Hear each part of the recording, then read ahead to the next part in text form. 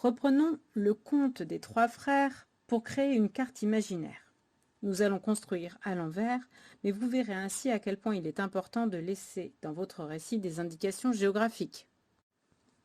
Nous apprenons au début que les trois frères voyagent sur une route tortueuse et solitaire pour arriver à une rivière dangereuse. Pourquoi la route est-elle tortueuse et solitaire, c'est-à-dire avec beaucoup de virages et qu'il n'y en a pas d'autres? Eh bien, voici une description caractéristique des routes qui longent des massifs montagneux. Nous allons donc dessiner les montagnes et quelques forêts de conifères caractéristiques de la haute montagne.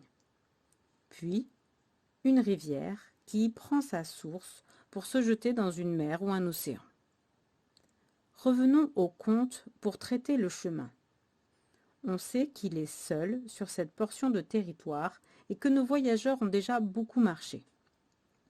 Si on ne sait pas d'où ils viennent, ce chemin mène bien quelque part, chez eux par exemple. Mais ce n'est pas le chemin normal, puisqu'ils essaient de passer une rivière à gué.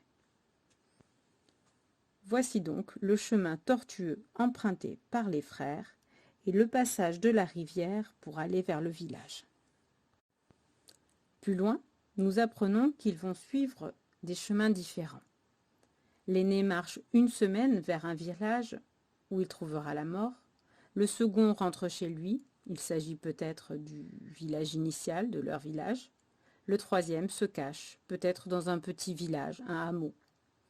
Voici reporté sur la carte ces quelques suppositions. Il s'agit d'un univers merveilleux. J'ajoute quelques éléments, une boussole.